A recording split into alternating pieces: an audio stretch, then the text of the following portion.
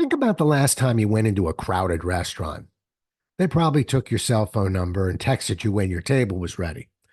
Although we've been carrying cell phones for decades now, this genius idea is relatively new. Restaurants fought hard to keep a rather useless piece of technology with us while you waited for a table.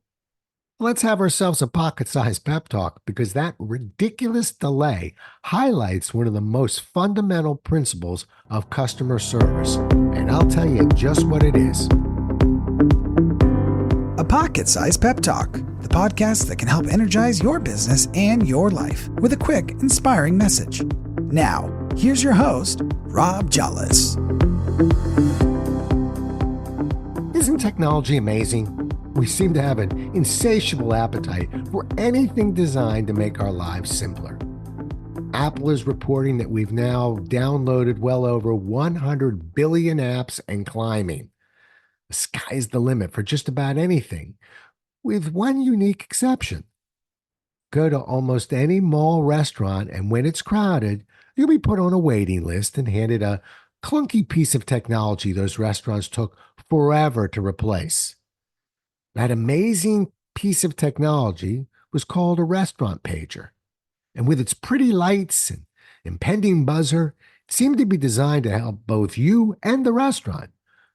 Of course, quickly you were reminded of its one small technological restriction. The range was limited to roughly a few hundred feet. I suppose the good news was that the restaurant industry was using technology to move its customers away from the check-in station. The bad news was, with a range that was so limited, all the restaurant industry had really done was move the waiting crowd to another location within the restaurant. This technology was slightly better than 2 cans and a piece of string. That baffled me. So I decided to do a little research about this little device because they're still out there. And here's what I learned. The first pager was invented in 1950 by a group of physicians, but it took 42 more years for the restaurant industry to jump on board. That alone was a pretty bad omen of what was to come. The restaurant coaster pager was invented 3 years later in 1995, and the industry seemed to be back on track. Unfortunately, it took another 8 years, 2003, for those coaster pagers to actually buzz, but at least progress was being made. I'm guessing we started resting a few too many drinks on our coaster pager buzzers because in 2011 a new breakthrough occurred. Our technological wonder became waterproof. Finally, the technology added a loud, rather annoying, and somewhat embarrassing vocal reminder that repeatedly shouts, "You're out of range, you're out of range," when you cross over the antiquated boundary that has been established. Recently, I witnessed this breakthrough myself. No more sneaking off to a nearby store while you wait. And if you do, the entire mall will be notified of your deplorable behavior by your waterproof coaster pager buzzer shouter. Clearly, I'm still baffled by this product, which still exists. Why did restaurants take so long to get rid of these things, and why would other restaurant chains still be using them, not wanting to improve their technology?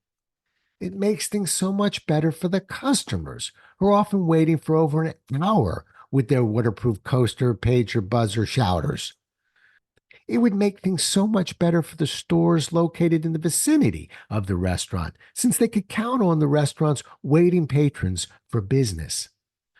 Then I figured it out. I'd originally thought that the restaurants had fallen asleep on technology, but I learned otherwise. They didn't want to fix the problem.